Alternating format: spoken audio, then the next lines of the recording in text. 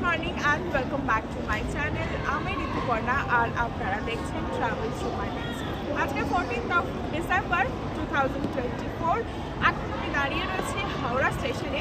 Howrah station থেকে আমরা আজকে কেটে নিলাম জেনারেলে কুলিক এক্সপ্রেসের টিকিট। কেন কি আমরা মিস করেছি আমাদের নির্ধারিত ট্রেন। আমাদের ট্রেন কাটা ছিল, টিকিট মা তারা এক্সপ্রেসে আমাদের টিকিট কাটা ছিল, যেটা আমরা মিস করেছি। তো মিস করার ট্রিপটা তো আর ক্যান্সেল করা যায় না। চলে এসেছি আমরা হাওড়ায়। হাওড়া থেকে জেনারেলের টিকিট পেতেই আজকে আমরা জার্নিটা স্টার্ট করছি। দেখতে থাকুন, আশা করি ভালো লাগবে। আজকে আমাদের ট্রেন 11 নম্বর প্ল্যাটফর্ম থেকে। এখন বাজছে 8:30, 8:55 ট্রেন। তো আর মিস করতে চাই না ট্রেন। তো চলুন ট্রেনটা ধরে নেওয়া যাবে।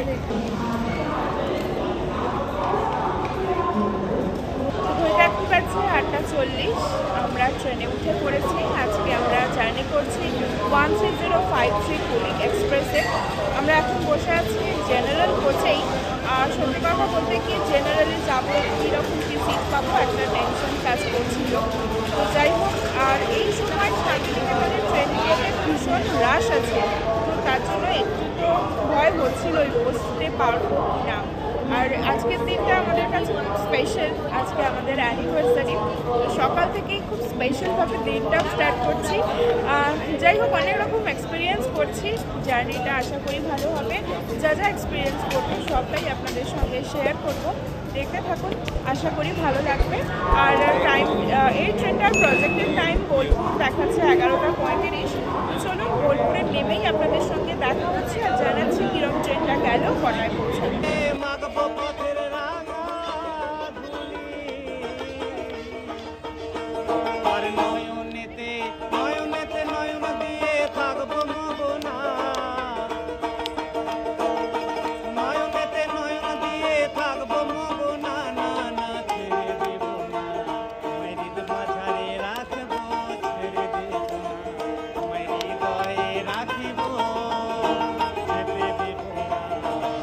তো নেমে পড়েছি বোলপুর স্টেশনে। আর ঘড়িতে এখন বাজছে 12:05।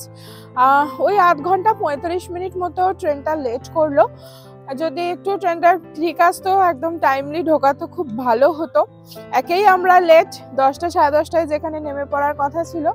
তো যাই হোক, স্টেশন থেকে এখন আমরা বেরোই। বেরিয়ে আগে হোটেলে চেক ইন করি, লাগেজ রেখে দেন আমরা বেরাবো। চলে এসেছে স্টেশনের বাইরে। আর বাইরে এসে এখানে অনেক টোটো অটো রয়েছে সাইট সিন করার জন্য। আর স্টেশন থেকে বেরিয়েই আপনাদের হাতে যদি সময় থাকে, এখানেই রয়েছে গীতাঞ্জলি রেল সংগ্রহশালা। তাও আপনারা ঘুরে দেখতে পারেন, অথবা আপনারা যখন ফিরবেন হাতে যদি সময় থাকে এটা ঘুরে দেখবেন, ভালো লাগবে। আমরাও ভেবেছি ফেরার সময় ঘুরে দেখবো। এখন তো অনেকটা দেরি হয়ে গেল। তো চলুন এখান থেকে এবার একটা টোটো নিয়ে একদম হোটেলে চলে যাই।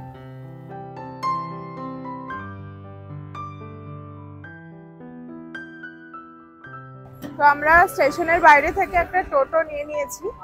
আর টোটো নিয়ে আমরা যাচ্ছি এখন হোটেলের দিকে। দ্য ক্রিক আমাদের বুক করাই আছে।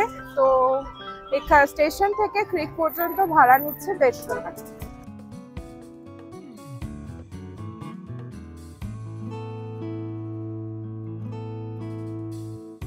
শান্তিনিকেতনে এবার একটু থাকার জায়গাটা আমাদের জন্য স্পেশাল। আগেও বলেছি আজকে আমাদের ম্যারেজ অ্যানিভার্সারি। তো আমরা সেটা সেলিব্রেট করতে এসেছি, তার সাথে সাথে ভাবলাম আপনাদের সঙ্গেও শেয়ার করি। তো আসুন, এবার আমরা যে রুমটায় থাকছি দ্য ক্রিকে, রুম নাম্বার 304, একবার আপনাদের সঙ্গে প্রতিবারের মতো এবারও শেয়ার করে দিই। আসুন। তো এই হচ্ছে আমাদের এবার শান্তিনিকেতন ট্যুরের রুম। আমরা এবার নিয়েছি প্রিমিয়াম ক্যাটাগরি রুম, আর রুম নাম্বার 304।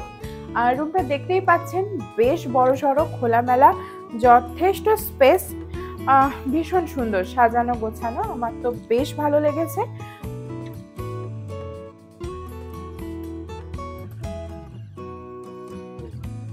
আর এদিকেই দেখুন, একটা সিটিং অ্যারেঞ্জমেন্ট রয়েছে, একটা সোফা রয়েছে, এদিকে দুটো ছোট চেয়ার বা টুল মতো রয়েছে, যথেষ্ট বড় সড়ো একটা টি টেবিলও রয়েছে। আর এই দিকে যদি আসি, এদিকে একটা ওয়ার্কিং ডেস্ক রয়েছে, তার সাথে সাথে দেখুন এখানে বড় একটা টিভি এখানে দিয়েছে, দেখুন কমপ্লিমেন্টারি কিট। তার মধ্যে রয়েছে এখানে চিপসের কিছু প্যাকেটস রয়েছে, টি ইউনিটের মধ্যে রয়েছে দুটো টি কিট, মানে কফি চা যা যা লাগে সেগুলোও রয়েছে। আর এখানে রয়েছে একটা ফ্রিজের সেগমেন্ট, আর ফ্রিজে কিন্তু একটা দুটো কোল্ড ড্রিঙ্ক, একটা ক্যাডবেরি সেটাও দেওয়া রয়েছে। ওভারঅল সবকিছু নিয়ে ভীষণ সুন্দর। আর বিছানার এদিকে যদি আসি, দেখুন বিছানার দুদিকে দুটো সাইড টেবিল রয়েছে, ইন্টারকমেরও ব্যবস্থা রয়েছে। আর এদিকে একটা বড় সড়ো মিরর, বেশ রাজকীয় মিরর বলতে পারি, ভীষণই সুন্দর। আর এখানে লাগেজের রাখার একটা জায়গা, এখানে রয়েছে একটা বড় ওয়ার্ড্রপ, এক্সট্রা পিলো দেওয়া রয়েছে এখানে।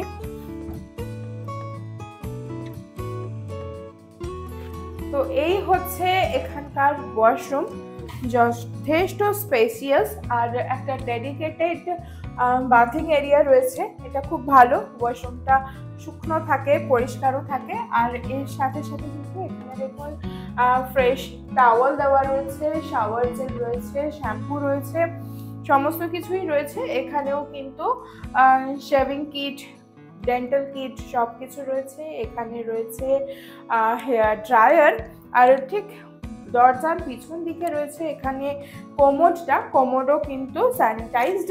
তার সাথে সাথে কিন্তু ওয়াশরুমেও ইন্টারকমেরও ব্যবস্থা রয়েছে। তো কোনো অসুবিধা হলে আপনারা অবশ্যই কল করতে পারেন। জল যদি না থাকে, গরম জল যদি না থাকে, সেই পারপাসেই দেওয়া। তো যাই হোক, ওয়াশরুমটাও খুব সুন্দর, পরিষ্কার পরিচ্ছন্ন। অবশ্যই কিন্তু কমেন্ট করে জানাবেন আপনাদের কিরকম লাগলো এই হোটেলের রুম নাম্বার 304। তো চলুন পুরো রিসর্টটা একবার আপনাদেরকে ঘুরিয়ে দেখাই। ভীষণ সুন্দর, আমার তো ভীষণ ভালো লেগেছে। আপনাদের কিরকম লাগলো অবশ্যই কমেন্ট করে জানাবেন।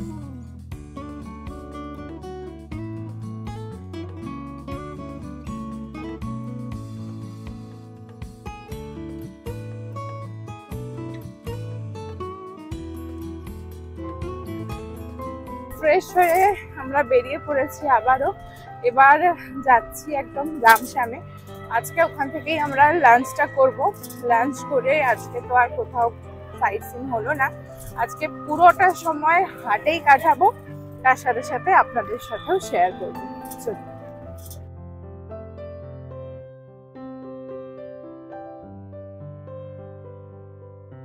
আছি এখন খোয়াইহাটে রামশ্যাম রিসর্টের সামনে। আর রামশ্যামের যে রেস্টুরেন্ট আছে সেখান থেকেই আজকে আমরা লাঞ্চটা সারবো। বিলও করা হয়ে গেছে। অনেকদিন পর এলাম অবশ্য আমি শান্তিনিকেতনে, আর এখন বাইরে থেকেই আগে বিল পেমেন্ট করে দিতে হচ্ছে কি কি খাবো, তারপরে ভিতরে যাওয়া যাচ্ছে। তো আমরাও বিলটা করে নিয়েছি, তো এবার আমরা ভিতরে যাব। তো চলুন আজকে লাঞ্চটা সেরে নিই, কিরকম খাবার কি কি নিলাম সবটাই আপনাদের সঙ্গে শেয়ার করব।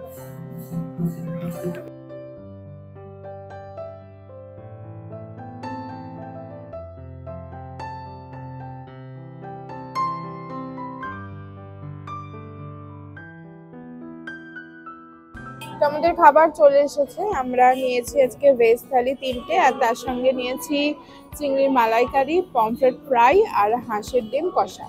তো চলুন, এখন বাজছে প্রায় 3টে, প্রচন্ড খিদে পেয়েছে, খাবার নিয়ে আর বসা যাচ্ছে না। তো আমরা ঝটপট খেয়ে নিই, খেয়ে নিয়ে আমরা হাটটা ঘুরে দেখি। আগে যখন খেয়েছিলাম কোয়ান্টিটিও অনেক ভালো ছিল, জানি না খাবার মান কিরকম এখনো পর্যন্ত আছে, খেলে বুঝতে পারবো। তবে কোয়ান্টিটি যা দাম নিচ্ছে সেই তুলনায় কিন্তু বেশ কম।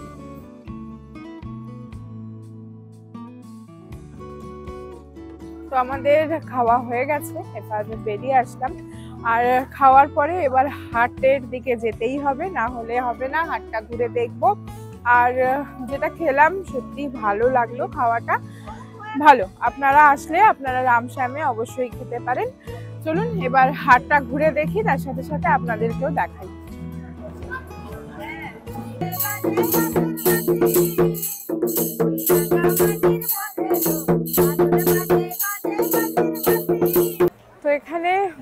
ওয়েদারের সাথে তাল মিলিয়ে সত্যিই খুব ভালো লাগলো।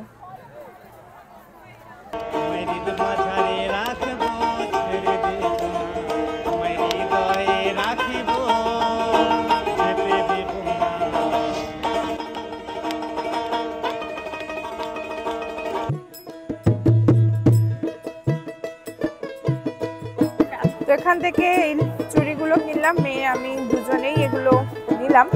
আর খুব সুন্দর লাগলো দেখতে, পার পিস 10 টাকা করে নিল, সুন্দর।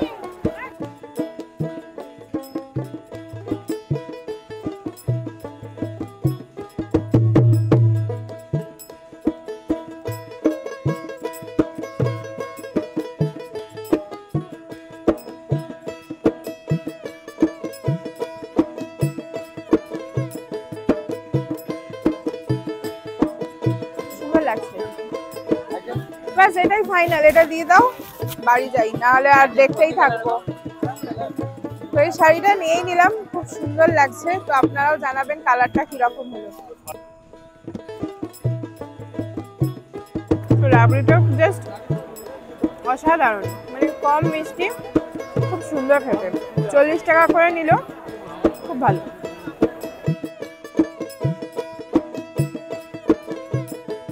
হাট তো ঘুরে দেখা হলো, আর এই হাটের তো আদি অন্ত কিছু নেই, যত দেখবো মন করবে আরো দেখি, আরো কেনাকাটি করি। এবার অন্ধকার আস্তে আস্তে নেমে আসছে, হাট এবার তো উঠে যাওয়ার সময়ও হয়ে আসছে। তো আপনাদের কিরকম লাগলো অবশ্যই কমেন্ট করে জানাবেন।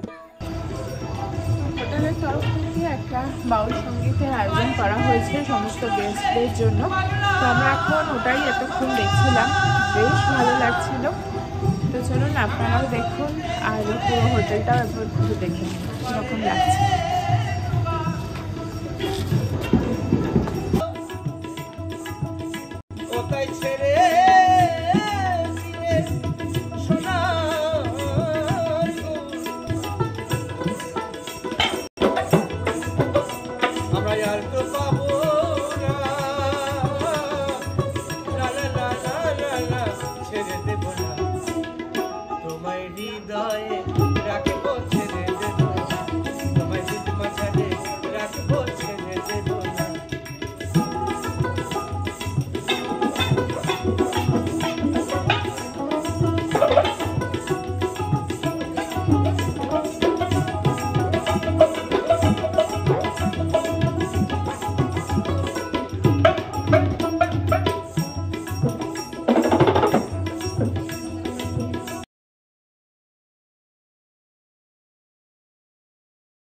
কালকে দেখলেনই তো সন্ধ্যাবেলা এখানে বাউল নাচ হচ্ছিল, খুবই সুন্দর একটা পরিবেশ ক্রিয়েট হয়েছিল। তো যাই হোক, রাত্রে ডিনারটা আপনাদের সঙ্গে আর শেয়ার করা হয়নি। এখান থেকেই আমরা ডিনারটা রুমে নিয়ে নিয়েছিলাম, রুমে অর্ডার করে নিয়েছিলাম। আর খাবার দাবার কিন্তু ভীষণই ভালো। তো আপনারা যারা থাকবেন মনে করছেন, হ্যাঁ প্রাইসটা একটু বেশি হতে পারে, কিন্তু খাবার দাবার ভালো, ঠিক আছে। ভালো খাবারের জন্য প্রাইসটা তো ভালো দিতেই হবে। অনায়াসে বলতে পারি এখানকার অ্যাম্বিয়েন্স বলুন, জল, কোনো কিছুরই মানে অসুবিধা আমাদের হয়নি, সমস্ত কিছু ভালো। এখানকার স্টাফদের বিহেভিয়ার খুব ভালো, যা আমাদের লেগেছে কল করতে কিন্তু উইদিন 5-7 মিনিটে আমাদের সেটা ফুলফিল করে দিয়েছে। তো এক কথায় রিসর্ট ক্রিক একদম আমি 10-এর মধ্যে 9 দিতে পারি। তো আমাদের ব্রেকফাস্ট কিন্তু রুম ট্যারিফের সঙ্গে কমপ্লিমেন্টারি। তো চলুন ব্রেকফাস্টটা সেরে।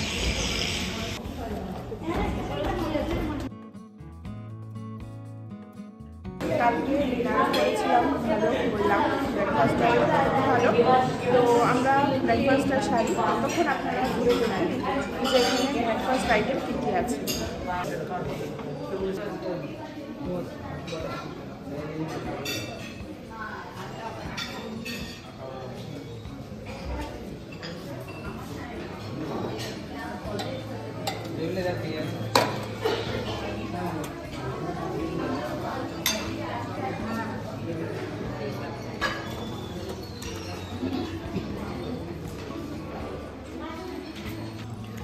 তো ব্রেকফাস্ট আমাদের ডান, এবার চাটা খাচ্ছি। চা খেয়ে বেরিয়ে যাব, টোটো এসে গেছে, আমাদের কল করেছিল।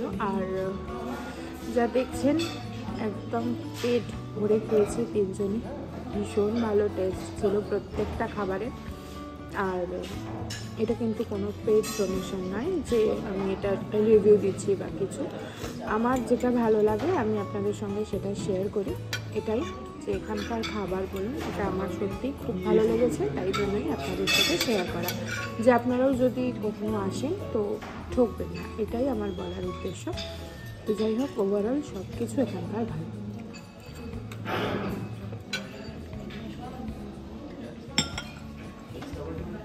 তো আমরা হোটেল থেকে চেক আউট করে বেরিয়ে গেছি, আর এবার আমরা প্রথমে যাচ্ছি কঙ্কালীতলায়।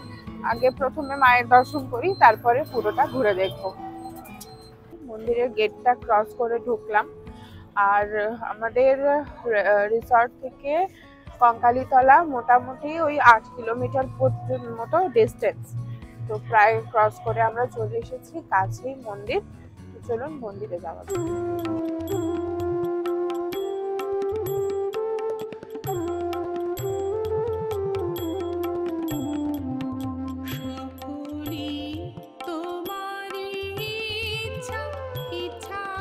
দেখতেই পাচ্ছেন সতী কুণ্ডের ঠিক সামনে। তো এটাও তো একটা 51 সতীপীঠের এক সতীপীঠ, আর এখানে দেবীকে যখন খণ্ড করা হয়েছিল তো তার কাঁখাল মানে কাঁখ যেটা সেখানটা এখানে এসেই পড়েছিল, আর সেই থেকেই এই সতীপীঠ কঙ্কালীতলা নামে পরিচিত।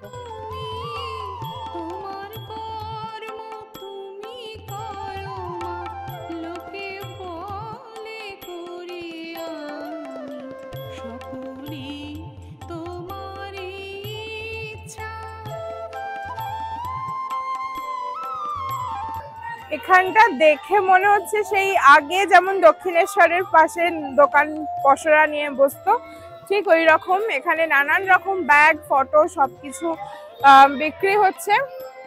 খুব ভালো লাগছে, পরিবেশটা একদম অন্যরকম।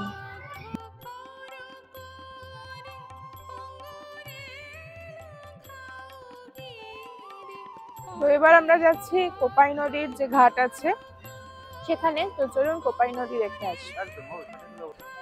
তো এই হচ্ছে কোপাই নদী, এত শুনেছি কোপাই নদী, তো আমি এই ঘাটে এই প্রথমই এলাম। আর এই নদীকে কেন্দ্র করেই কিন্তু রবি ঠাকুর লিখেছিলেন যে আমাদের ছোট নদী চলে আঁকে বাঁকে, বৈশাখ মাসে তার হাঁটু জল থাকে।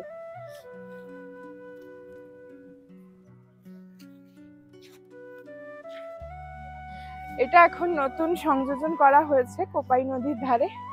আর এখানে দেখতেই পাচ্ছেন সন্ধ্যাবেলা আসলে সন্ধ্যা আরতিও আপনারা দেখতে পারবেন।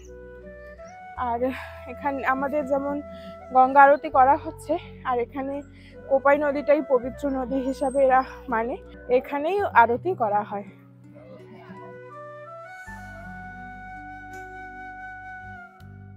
মহর্ষি দেবেন্দ্রনাথ ঠাকুর প্রথম যখন বোলপুর শান্তিনিকেতন এসেছিলেন, উনি এসেছিলেন রায়পুরে জমিদার ভুবন সিংহ রায়ের নিমন্ত্রণ রক্ষা করতে। তখন কিন্তু এই বোলপুর শান্তিনিকেতন বাড়ি তৈরি হয়নি, আর এর পুরোনো নাম হচ্ছে বনডাঙ্গা। উনি প্রথম যে জায়গায় বসছিলেন ছাতিমতলা নাম শুনেছেন, দুটো ছাতিমতলা গাছে নিচে বিশ্রাম নিয়েছিলেন, বিশ্রাম নিয়ে শান্তি অনুভব করেছিলেন। এবং তৎকালে তখন ভুবন সিংহ রায়ের কাছ থেকে উনি 20 কাঠা জায়গা প্রথম নিয়ে নেন, নিয়ে এটা তৈরি করে শান্তিনিকেতন গিয়ে 25 সালে ব্যবহার করেছিলেন মহর্ষি দেবেন্দ্রনাথ ঠাকুর। পরবর্তীকালে ছাতিমতলা, ওই ছাতিমতলা থেকে যে বিশ্বভারতী নামটা হয়, বিশ্বভারতী ছাতিমতলা হচ্ছে কবিগুরু রবীন্দ্রনাথ ঠাকুর মহর্ষি দেবেন্দ্রনাথ ঠাকুর উনি 5 জন ছাত্রীকে এবং ব্রাহ্ম শিক্ষা প্রচার করার জন্য প্রথম উনি শান্তিনিকেতন ছাতিমতলার নিচে বসেছিলেন। এই ছাতিমতলা থেকে বিশ্বভারতী গোটা বিশ্বে শিক্ষার গুণগান ছড়িয়ে গিয়েছিলেন। পরবর্তীকালে এই শান্তিনিকেতন বাড়িটাকে দেখেই টোটাল জায়গার নাম হয়ে যায় শান্তিনিকেতন। আর এই বাড়িটাতে আপনি সামনে দিকে মন্দিরের মতন পাবেন, পেছনটা গির্জার মতন পাবেন। সমস্ত ধর্মের মানুষকে একত্রিত করার জন্য এই বাড়িটা তৈরি করেছিলেন, নাম দিল শান্তিনিকেতন। এই বৃক্ষটা হচ্ছে 3 পাহাড়।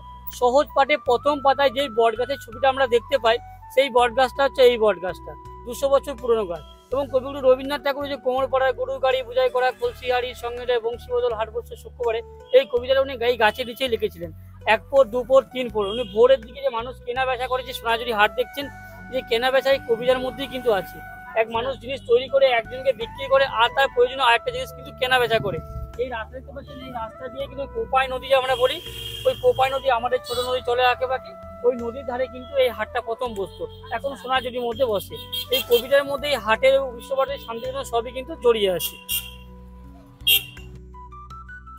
যে এক পায়ে তাল গাছ দাঁড়িয়ে সব গাছ ছাড়িয়ে উঁকি মারে আঁকা যে কবিতাটা, এই কবিতাটা কিন্তু কবিতার পরেই বাড়িটা বানানো।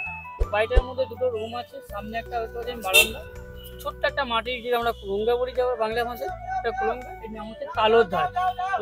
ওই রবীন্দ্রনাথ ঠাকুর আদিবাসী বাড়ি প্রথম দিন আদিবাসী সুন্দর বাড়ি তখন দেখেছিলেন, প্রথম আদিবাসী যাযাবর জীবন জঙ্গলে বসবাস করতে গাছকে কেন্দ্র করে যে বাড়ি বানাতে, সেইটাকে দেখে উনি পরবর্তীকালে কিন্তু কবিতাটা কিন্তু লিখেছিলেন। নাম হচ্ছে তালোর ধার।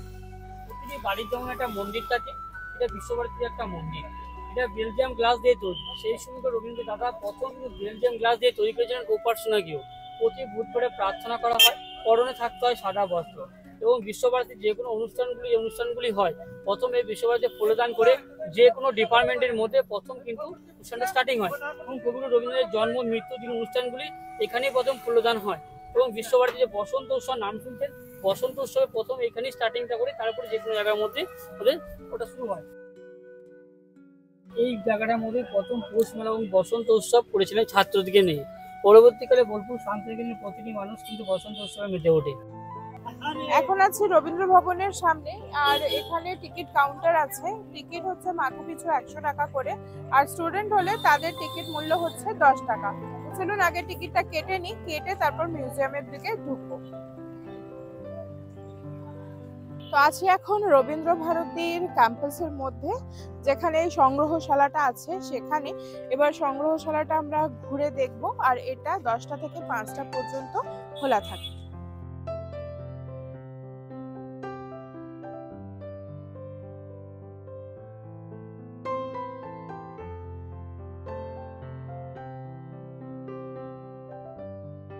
তো এই যে স্কাল্পচারটা দেখছেন, এটা রামকিঙ্কর বেজ তৈরি করেছিলেন।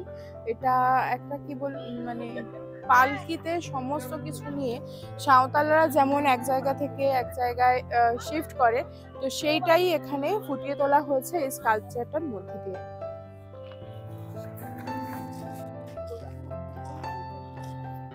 তো এটা হচ্ছে উদয়নের রবীন্দ্রনাথের বৈঠকখানা। তো উদয়ন তো আপনাদের দেখালাম, তো পুরোটা তো দেখার সুযোগ হলো না আমারও আপনাদেরও।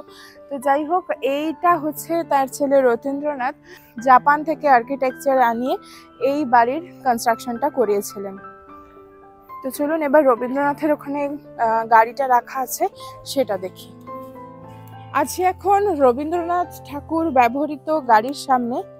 এই হচ্ছে শতাব্দী প্রাচীন সেই গাড়ি, তো দেখেও ভালো লাগে। তো চলুন আপনাদের সাথেও একটু শেয়ার করি। তো এটা হচ্ছে রবীন্দ্রনাথের সময়কার কুয়ো, এখনো কিন্তু জল আছে। তো এখানে 5টা বাড়ির মধ্যে আগে তো আপনাদের উদয়ন দেখালামই, আর এখানে রয়েছে 4টে বাড়ি, কোণার্ক, পুনশ্চ, প্রতীচী আর শ্যামলী। তো চলুন এই 4টে বাড়ি একবার ঘুরে দেখেন। পিছনে যে বাড়িটা দেখছেন এটা হচ্ছে কোণার্ক, দূরে যে বাড়িটা দেখা যাচ্ছে ওটা হচ্ছে শ্যামলী, এটা হচ্ছে পুনশ্চ, আর এই দিকে যে বাড়িটা এটা হচ্ছে উদিচি।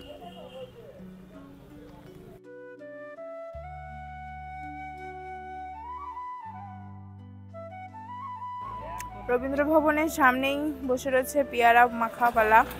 তো অনেকদিন এরকম খাওয়ার সুযোগ হয়নি, তো দেখেই ওই জন্য নিয়ে নিলাম।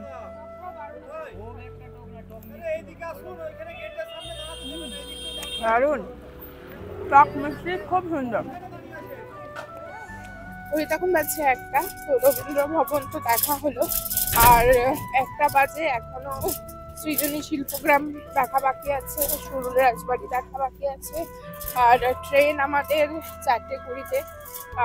একটু টাইমটা ম্যানেজ করেই চলতে হবে, কেন কি খুব শর্ট সময় হয়ে গেছে, দেখা বাকি আছে বেশ কয়েকটা জায়গা। তো চলুন দেখা যাক কি হয়, সময়ের মধ্যে কিভাবে কি দেখিনি, তো তাড়াতাড়ি আমাদেরও দেখতে হবে। তো এখন আমরা যাচ্ছি সৃজনী শিল্পগ্রামের দিকে।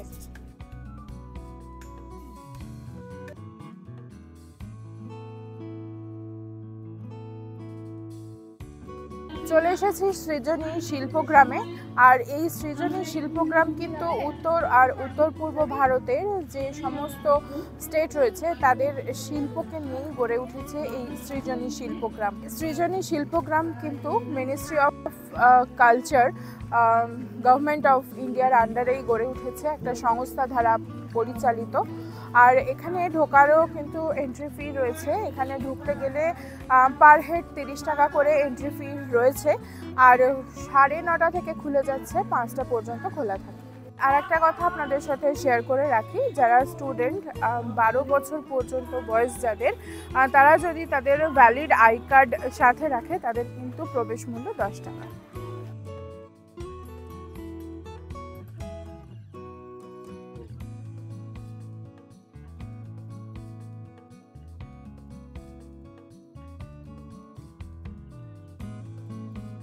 এখানে পশ্চিমবঙ্গের যেরকম কালচার সেটাকেই রিপ্রেজেন্ট করা হয়েছে। মাঝখানে তুলসী মঞ্চও রয়েছে, ঘরে দুর্গা ঠাকুর রয়েছে, কীরকম ঘরের প্যাটার্ন হয় সব কিছুই করা রয়েছে।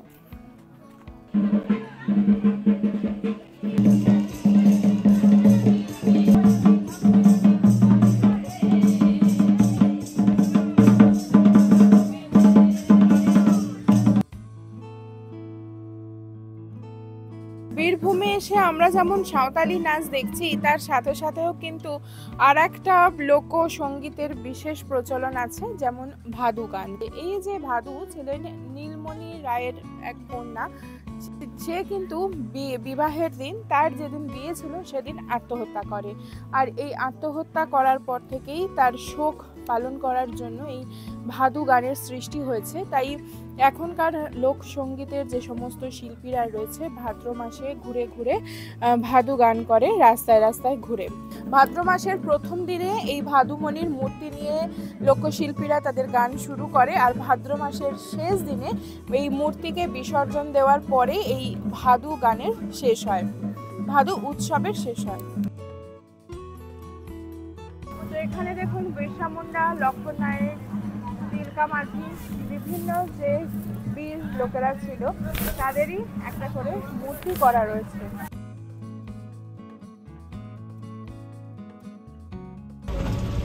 সামনেরটা হচ্ছে সুরুল রাজবাড়ি এবং জমিদার বাড়ি বলা হয়। তো ঢুকছি এখন সুরুল জমিদার বাড়িতে। আর এই যে সুরুল মূল বোলপুর থেকে 2.5 থেকে 3 কিলোমিটার দূরে অবস্থিত। তো আছি এখন সুরুল রাজবাড়িতে। তো এটাকে অনেকে রাজবাড়ি বলে থাকলেও এটা কিন্তু অ্যাকচুয়ালি জমিদার বাড়ি। আর তৎকালীন যে সমস্ত জমিদার ছিল তাদের মধ্যে শ্রীনিবাস সরকার ছিলেন অন্যতম। তো এই শ্রীনিবাস সরকারই এই জমিদার বাড়িটি নির্মাণ করেন। তিনি কিন্তু কলকাতায় নীল যে ব্যবসা হতো, তখন নীল চাষের সাথে যুক্ত থেকে ব্যবসা করতো। প্লাস আর একটা ব্যবসা তার ছিল যে জাহাজের যে পালের যে কাপড়গুলো তারও কিন্তু ব্যবসা করতো। আর সেই থেকে প্রভূত পরিমাণে ব্যবসা করে উপার্জন করেই কিন্তু এই জমিদার বাড়ির নির্মাণ করা হয়েছিল। এই যে শ্রীনিবাস সরকারের কথা বলছি, যিনি এই বাড়িটা নির্মাণ করেছিলেন, তাদের টাইটেল কিন্তু সরকার নয়, ইংরেজদের কাছ থেকে প্রাপ্ত উপাধি হচ্ছে সরকার। তৎকালীন যুগে যখন দেবেন্দ্রনাথ ঠাকুর শান্তিনিকেতন প্রতিষ্ঠা করছিলেন, তখন এই শ্রীনিবাস সরকার কিন্তু একটা বিশাল পরিমাণ জমি দেবেন্দ্রনাথ ঠাকুরকে তার শান্তিনিকেতনের উদ্দেশ্যে দান করেন। রাজবাড়ির দুর্গা দালান, যেখানে কিন্তু প্রতি বছর দুর্গা পূজা করা হয়। আর এখনো কিন্তু দুর্গা মূর্তির যে কাঠামোটা সেটা কিন্তু রাখা রয়েছে। এখানে উপর তলায় দেখতেই পাচ্ছেন অনেকগুলো ঘর রয়েছে। তো শোনা যায় তখনকার দিনে নাকি রবীন্দ্রনাথ ঠাকুর আর গান্ধীজি এই ঘরগুলোরই কোনো একটা ঘরে একসঙ্গে রাত কাটিয়েছিলেন। তো এখানটা এত সুন্দর ফটোজেনিক একটা জায়গা, সবাই ফটো তুলছে, তো আমরাও তার ব্যতিক্রম নই। তো কিছু ফটো না তুলে এখানে পারলাম না।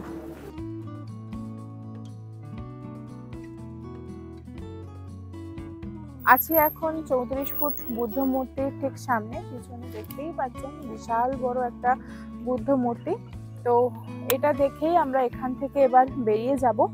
আর সময়ের অভাবেই কিন্তু আমরা আমার কুঠি আর প্রকৃতি ভবন সামনেই জাস্ট ফেলে এলাম, সেটা আমরা দেখতে পেলাম না।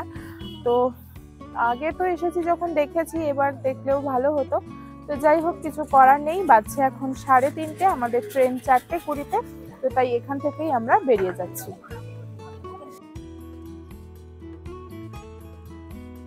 তো আমাদের ঘোরা তো হয়ে গেল, যাওয়ার সময় হাট হয়ে আমরা বেরিয়ে যাচ্ছি জাস্ট। তো তার আগে ভাবলাম এই দাদার নাম্বার আপনাদের সঙ্গে শেয়ার করে দিই, যার জন্য আমরা এতটা ভালো করে শান্তিনিকেতন ঘুরে দেখতে পেলাম। তো আপনারাই দাদার মুখ থেকে নাম্বারটা আর রেখে দিন। যদি আপনারা শান্তিনিকেতনে আসেন তো অবশ্যই দাদার সঙ্গে একবার কল করে কন্ট্যাক্ট করবেন। খুব ভালো করে যতটা সম্ভব যা দরদাম যায় তার থেকে আমি বলবো কমেই পাবেন, দাদার সঙ্গে কন্ট্যাক্ট করে নেবেন। তো দাদা, আপনার নাম আর নাম্বারটা একটু বলে দিন। নাম আমার পিন্টু মেটে, কন্ট্যাক্ট নাম্বার হচ্ছে 6295293883 এবং বোলপুর শান্তিনিকেতন এলে অবশ্যই যোগাযোগ করবেন আমার এই নাম্বার। তো ঘুরতে পারছে 4:12, আমরা চলে এসেছি প্ল্যাটফর্মে। প্ল্যাটফর্ম নাম্বার 2 থেকেই আজকে ছেড়ে যাবে হলদিবাড়ি কলকাতা ট্রেনটা। আমরা হলদিবাড়িতেই ফিরছি। তো আজকে এ পর্যন্তই, আশা করি ভিডিওটা ভালো লেগেছে। যারা শেষ পর্যন্ত দেখেছেন কিরকম লাগলো অবশ্যই কমেন্ট করে জানাবেন।